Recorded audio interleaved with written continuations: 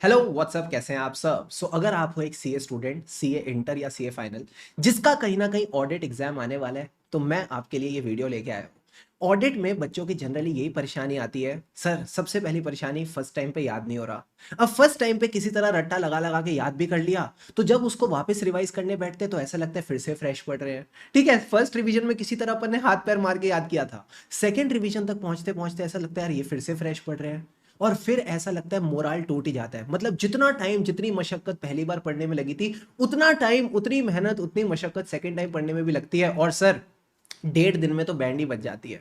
1.5 days में तो band ही बज जाती है, और फिर समझ में नहीं आता करे तो करे क्या, बोले तो बोले क्या। वाह आईसीआई वाह। तो अगर आप चाहते हो आपकी लाइफ में ये प्रॉब्लम ना आए, ऑडिट आपके लिए एकदम कंफर्टेबल एक्सपीरियंस हो जाए, this is the video for you. But video पे आगे बढ़ने से पहले एक अच्छे स्टूडेंट की तरह वीडियो पे अटेंडेंस लगानी पड़ेगी सर, वीडियो को लाइक करके। इस वीडियो पे लाइक टारगेट रखते हैं कितना, 400 लाइक्स का, और मुझे पूरा विश्वास है आप फटाफट इसको अचीव करवा दोगे। मैं आपके साथ शेयर करने वाला हूं वो स्ट्रेटेजी जो मैंने अपनाई, जिसने मुझे हेल्प किया to score 66 marks in CA inter audit, 71 marks in CA final audit. और सिर्फ मेरे नहीं, कई सारे बच्चे ऐसे हैं जिन्होंने हमसे पढ़ा है और जिनकी इंटर या फाइनल दोनों लेवल पे बहुत अच्छी अच्छी एग्जामिशंस आई हैं। क्या होती है स्ट्रेटेजी जिससे बच्चे ऑडिट को रिटेन कर पाते हैं फॉर लॉन्ग, वो मैं आपके साथ इस वीडियो में शेयर करूंगा। सबसे पहले सर, आपको बेसिक फ्रेमवर्क समझना पड़ेगा। बेसिक फ्रेमवर्क ये है कि आपको कंप्लीट करनी है अपनी फर्स्ट टाइम स्टडी। जो आपकी फर्स्ट टाइम स्टडी ऑडिट की एकदम होलिस्टिकली, एकदम प्रॉपर्ली कवर होनी चाहिए। अगर आपको क्लासेस देखने तो आप क्लासेस देखो, सेल्फ करना है सेल्फ करो, बट प्रॉपर्ली इसको आपने अच्छे से कंप्लीट करना है। अब सर, जब आप अपनी फर्स्ट टाइम स्टडी कर रहे हो ना, इसमें आपने मेक श्योर करना है that you are learning the points properly. देखो, कॉन्सेप्ट समझना जरूरी है, बट आईसीआई को कैसे पता चलेगा कि आपको कॉन्सेप्ट आता है या नहीं, जब तक आप उस चीज को पेपर पे उतार नहीं पाओगे, आप आईसीआई को प्रेजेंट नहीं कर पाओगे। तो it's important to learn the concepts properly. अब सर, लर्निंग की भी बात कर लेते हैं।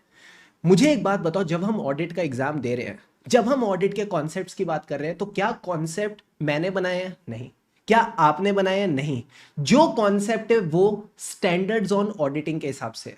तो जैसा स्टैंडर्ड्स ऑन ऑडिटिंग कहते हैं वैसा ही हमको लिखना पड़ेगा, उसी पे आईसीआई नंबर देगा। तो जब आप लर्निंग कर रहे हो ना, मेक श्योर जितने भी कीवर्ड्स हैं और जो आपके सेंटेंस का मीनिंग है, वो आपका स्टैंडर्ड्स ऑन ऑडिटिंग के हिसाब से निकलना चाहिए। अगर ये ऐसे के हिसाब से निकल रहा है, कारो 2020 के हिसाब से निकल रहा है, फिर कोई दिक्कत की बात नहीं आएगी, फिर आपको कोई भी प्रॉब्लम नहीं आने वाली। क्या ये बात समझ में आ रही है? आ रही है सर। अब सर, लर्न करने का भी ना एक तरीका होता है। अगर आप प्लेन रट्टा लगाने जाओगे, बिल्कुल मजा नहीं आएगा। तो जैसा हम क्लास में करते हैं, हम क्लास में क्या करते हैं सर, हम बनाते हैं चार्ट्स। चार्ट्स के थ्रू प्रॉपर लिंकिंग करते हैं, लॉजिकल लिंकिंग करते हैं। 90% ऑफ द केसेस में तो इससे काम हो जाता है। जहां इससे काम नहीं होता, हम क्या यूज करते हैं, फन मेमोरी टेक्निक्स। कहीं ना कहीं कुछ प्यारी प्यारी फन मेमोरी टेक्निक्स यूज करते हैं, again which are relatable to the topic. अगर आप अनरिलेटेबल मेमोरी टेक्निक्स यूज करोगे ना, आज आपको याद रहेंगी, परसों आप भूल जाओगे, तरसों आप भूल जाओगे। तो ये दो चीजें आप यूज कर सकते हो in the first time study to properly learn the audit. क्या ये बात समझ में आ रही है? आ रही है सर। प्राइमरी चीज क्या है? कॉन्सेप्ट। कॉन्सेप्ट अगर आता होगा तो आप टॉपिक के साथ कंफर्टेबल हो पाओगे। कॉन्सेप्ट समझने के बाद आपने उस चीज को लर्न करना है, या तो चार्ट के थ्रू कर लो या through some fun memory techniques. क्या यहां तक सारी बातें क्लियर है? क्लियर है सर। अब जब आपने फर्स्ट टाइम लर्निंग कर ली, इसके बाद मेरा मानना है कम से कम आपको 2 से 3 रिवीजन करनी चाहिए। सर, 2 से 3 रिवीजन का मतलब है, अगर मैं बात करूं सीए फाइनल स्टूडेंट की, ठीक है, मान लो आपकी क्लासेस आपकी स्टडी लीव से पहले कंप्लीट हो गई। ठीक है, आपकी स्टडी लीव जस्ट स्टार्ट हो रही है, जो 4-5 महीने की स्टडी लीव होती है वो स्टार्ट हो रही है। अगर आपके पास 4-5 महीने की प्रॉपर स्टडी लीव है, मुझे लगता है आपको कम से कम 3 रिवीजन करनी चाहिए।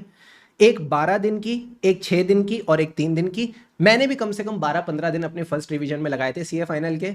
उसके बाद उसका आधा 6 से 7 दिन लगाए थे, और फिर 3 दिन लगाए थे, and I was ready for my 1.5 days. अब आते सेकेंड कैटेगरी ऑफ स्टूडेंट्स।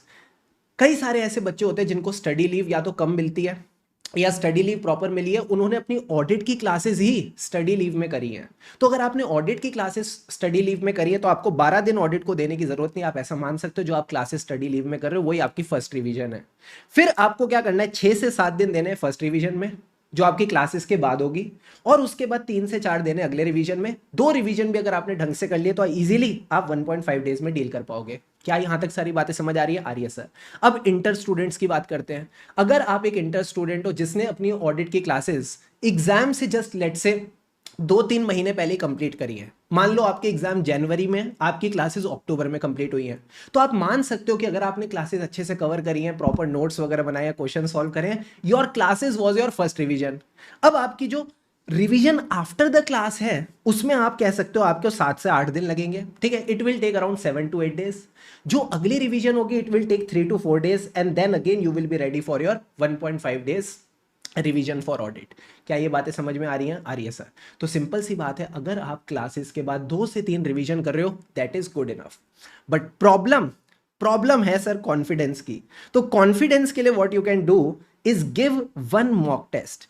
आपको पता है हर अटेम्प्ट में ICAI 2 मॉक टेस्ट लेके आता है। हाँ सर, हर एग्जाम के लिए ICAI 2 मॉक टेस्ट लेके आता है। मैं कहता हूं दोनों देने की जरूरत नहीं है, दोनों आप गो थ्रू करके चल सकते हो, बट कम से कम उसमें से आप एक तो दे दो। At least 1 mock test you should write. And जितने भी मेरे क्लास स्टूडेंट्स हैं उनको मैं पहले ही बता दूं, हर अटेम्प्ट में हम अपने क्लास स्टूडेंट्स को free mock test evaluation facility देते हैं। तो अगर आप ICAI का मॉक टेस्ट लिखते हो, ठीक है, जब भी ICAI के मॉक टेस्ट की डेट आ जाती है उससे 1 वीक पहले, 1 week before the mock test, I think 1 week और 10 days before the mock test, मैं आपको लिंक दे देता हूँ। और उस लिंक पे आप क्या करोगे, अपना मॉक टेस्ट सबमिट करोगे और आपको चेक होके विदिन 7 to 8 days मिल जाएगा। सर ये मॉक टेस्ट का हमको लिंक कहाँ पे मिलेगा? जो आपका टेलीग्राम ग्रुप है। तो अगर आप एक क्लास स्टूडेंट हो, जो भी आपका टेलीग्राम ग्रुप है लेटेस्ट वाला, उसको ज्वाइन करके रख लो, वहां पे आपको प्रॉपर मॉक टेस्ट का लिंक मिलेगा। Deal done? Done sir. अभी भी सर एक चीज एड्रेस नहीं हुई। मैंने कहा क्या सर, हमने जब ये 12 दिन पढ़ा, उसके बाद जब 6 दिन पढ़ेंगे, इसके बीच में हम बाकी सब्जेक्ट्स करते हैं। ये जब बाकी सब्जेक्ट्स का टाइम आता है ना, हम ऑडिट भूल जाते हैं। या फिर यहां पे 6 दिन किया, 7 दिन किया, 8 दिन किया, 6 से 8 दिन किए, फिर जब यहां पे 3 से 4 दिन करेंगे तो इसके बीच में हम ऑडिट भूल जाते हैं। सर इसका क्या करें, इसका इलाज बताओ। तो अब जो मैं आपको बताने जा रहा हूं ना, ये वो चीज है जो मैंने इंप्लीमेंट की थी। ये वो चीज है जो सारे के सारे रैंक होल्डर और एग्जामिशन होल्डर करते हैं। सर इसको क्या कहते हैं? मैंने कहा इसको कहते हैं चीटिंग रिवीजन, या आप बोल दो इंश्योरेंस रिवीजन। सर ये इंश्योरेंस किस चीज की है? इंश्योरेंस जो आपका अटेम्प्ट बचाएगी, इंश्योरेंस जो आपको ऑडिट में पास करवाएगी, इंश्योरेंस जो आपकी फर्स्ट रिवीजन को वेस्ट होने नहीं देगी। जो भी चीजें आपने फर्स्ट रिवीजन में सीखी हैं हेल्प करेगी to retain for your next revisions. अब सर चीटिंग रिवीजन में क्या करना है? बड़ा ही सिंपल है, बड़ा ही सिंपल है। मैं आपको एग्जांपल देता हूँ। मैंने first time CA final audit में जब 5 मंथ्स की स्टडी लीव मिलती है, ऑडिट को अराउंड 15 डेज दिए थे।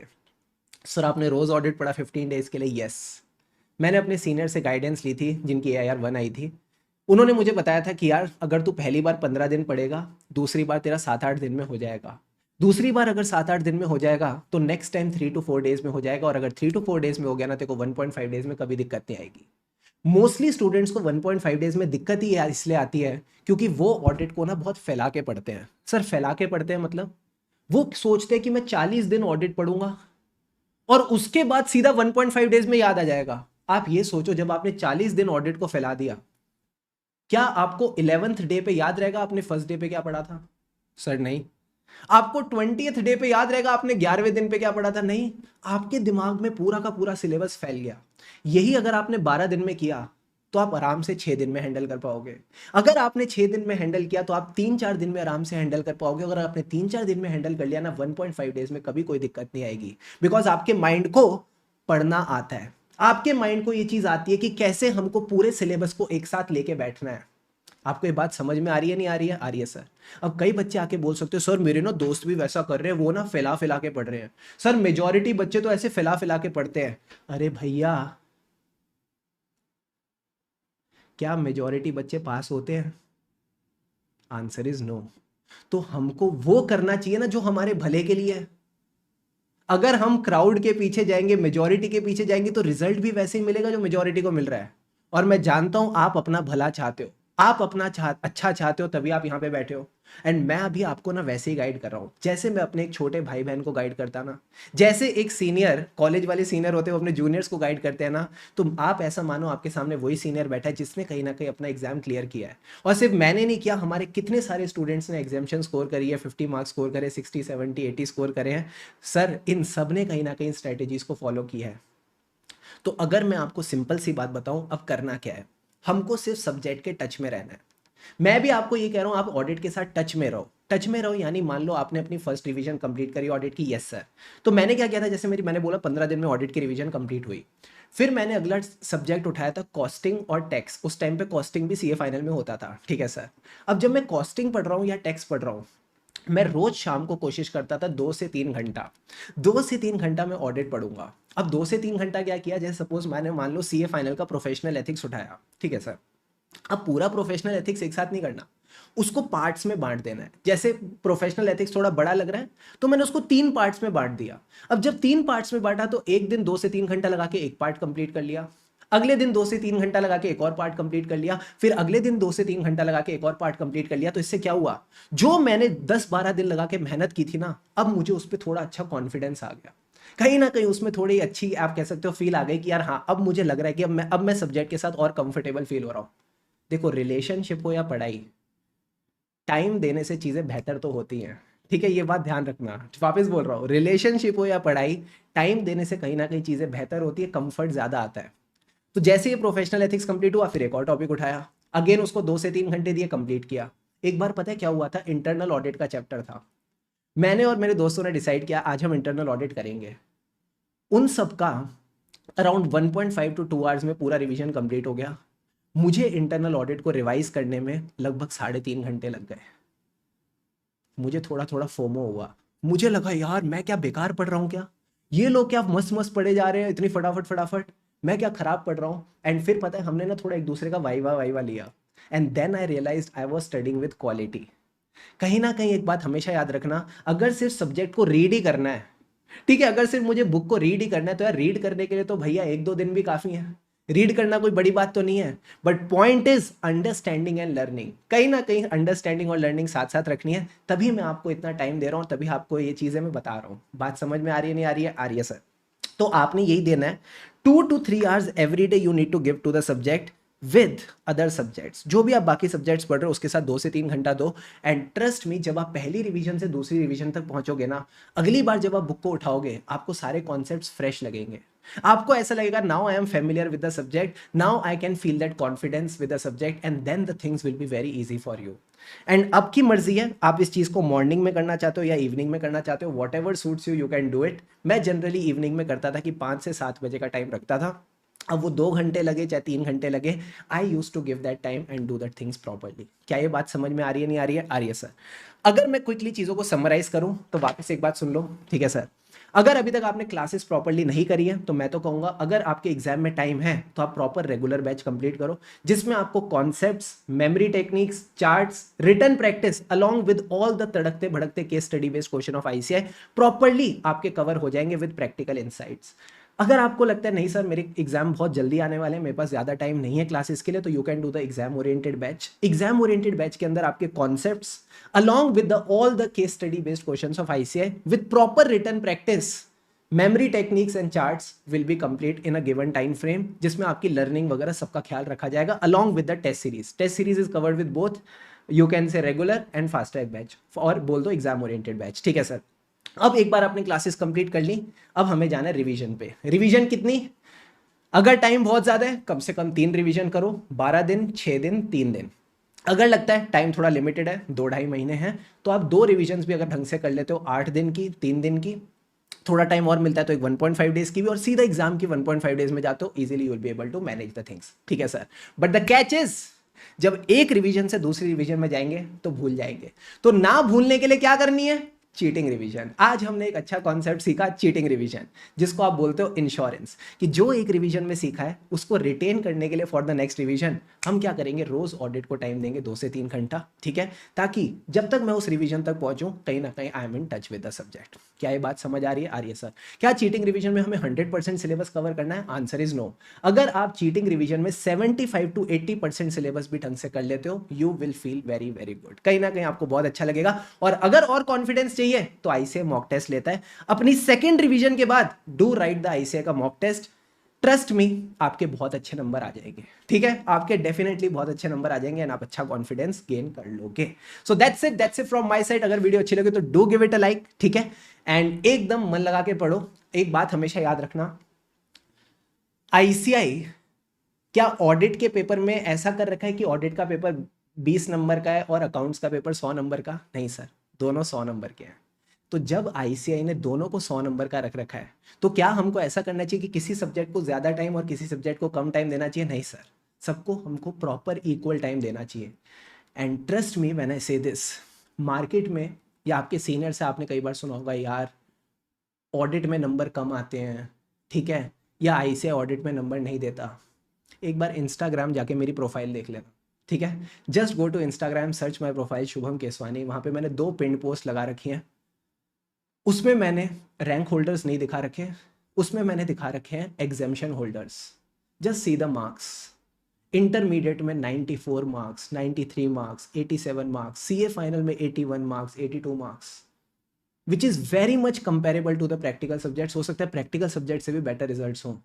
सर ये क्यों आ पा रहे हैं? बिकॉज सोच सही है, सोच सही है, अप्रोच सही है। तो अगर आप अपना भला चाहते हो, किसी और का नहीं, अपना भला चाहते हो, पहले अटेम्प्ट में एग्जाम क्लियर करना चाहते हो, यानी जो अगला एग्जाम आ रहा है उसको क्लियर करना चाहते हो, तो दोस्त एकदम बढ़िया तरीके से मन को मना लो, किताबों को उठा लो, जो अप्रोच बताइए उसको अडॉप्ट कर लो, and trust me you will clear this exam, ठीक है। So on this positive note, wrapping up this video, अगर आप चैनल पे नए हो तो make sure you are subscribing this channel for such guidance. और ऑडिट के जितने भी प्यारी प्यारी रिविजन्स हैं वो इस चैनल पे अवेलेबल है, जहाँ पे हमने कॉन्सेप्ट्स क्वेश्चन सबके साथ अच्छे से आपको रिवाइज करा रखा है। जो आरटीपी एमटीपी के सेशन है वो भी इस चैनल पे आएंगे, तो आपको काफ़ी अच्छा कंटेंट मिलेगा। एंड यस, टेलीग्राम चैनल है डिस्क्रिप्शन में, उसको भी आप ज्वाइन कर सकते हो। Most probably around October and और नवंबर फर्स्ट वीक हम स्टार्ट करेंगे विद अवर एमसीक्यू सीरीज, जहां मैं आपको डेली टारगेट्स दूंगा और उसको शाम को उसके एमसीक्यूज वगैरह होंगे। तो उस टेलीग्राम चैनल को भी आप ज्वाइन करके रख सकते हो। सीए फाइनल के लिए clear CA with Shubham Keswani, inter के लिए है clear CA inter with Shubham Keswani, तो do join that channel. And yes, that's it for night right now. Stress लेके, टेंशन लेके कभी किसी का भला नहीं हुआ, तो हमेशा वही बोलता हूँ, आज भी वही बोलूँगा, खुशी से पढ़ेंगे तभी आगे बढ़ेंगे। लगे रहो मित्रों, लगे रहो। अभी तक वीडियो को लाइक नहीं किया तो do give it a like. Take care, have a good day.